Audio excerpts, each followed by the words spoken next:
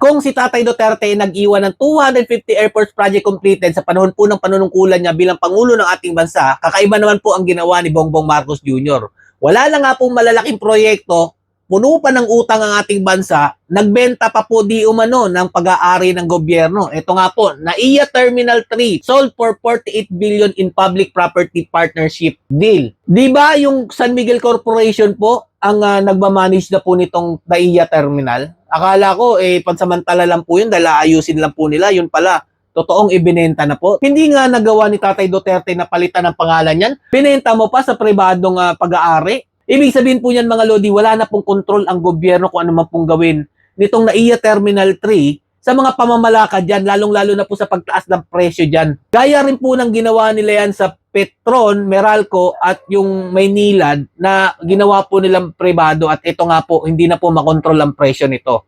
At sigurado rin ako na yan din po ang mangyayari dyan sa NAIA Terminal 3 dahil binenta na po sa pribado. Ang kapal talaga ng mukha mo, Bongbong Marcos Jr., wala ka nang nagawang maganda sa ating bansa, wala ka nang proyekto may pagyayabang na sa'yo talaga, puro pa angkin ang ginagawa mo sa proyekto ni Tatay Duterte. Ito pa ang gagawin mo, ibinenta mo, tapos yung mga tansong talangka pa yan, approve. Okay lang, Marcos pa rin, kahit na niloloko na talaga tayo nitong administrasyon ni Bongbong Marcos Jr. O ito, meron pa tayong nakita, kaya pala ganito na po yung NAIA ngayon, ha? Meron pong laglag bala na naman, bumalik na naman po. At yung mga bagahe daw po, ha, grabe po yung pagka-stricto ng Cebu Pacific. Isa po sa nabiktima dito, ang Lodi natin na galing po ng US, na nagbakasyon po dito para magpakasal na si Jake Yahut. Biruin nyo mga Lodi, ha, hindi po sila over baggage daw, pero pinagbayad din po sila doon ng 2.5 daw po ang 1 kilo kung hindi po ako nagkakamali kasi lumagpas daw po yung kanilang bagahe, pero tinimbang daw po nila sa kanilang bahay, sakto naman daw po. Tapos eto nga po, naiwan daw po sila ng eroplanong sasakyan pula papunta po dito ng Davao. Alam ko marami pong nagrereklamo sa inyo dyan ngayon. Lalo na po sa pamamahala po nitong NAIA Terminal mga Lodi, baka ito na po yung resulta dahil hindi na nga po gobyerno nagpapalakad daw dito. Hindi gaya daw po nung panahon ni Tatay Duterte, talagang proud na proud ka pumunta dyan o tumungtong sa mga airport ng ating bansa. Ito na lang itatak nyo sa utak nyo eh. Marami po nagsasabi na palitan dapat ang pangalan ng Ninoy Aquino International Airport nung panahon ni Tatay Duterte, pero never niyang kinante ni isang letra ng pangalan na yan. Tapos ikaw, Marcos Jr., ibinenta mo lang, ganun ka na talaga kahayok sa pera, tapos saan mapupunta yung pera niyan? Anong pinagamitan nyo sa pinagbentahan nun? O di ba?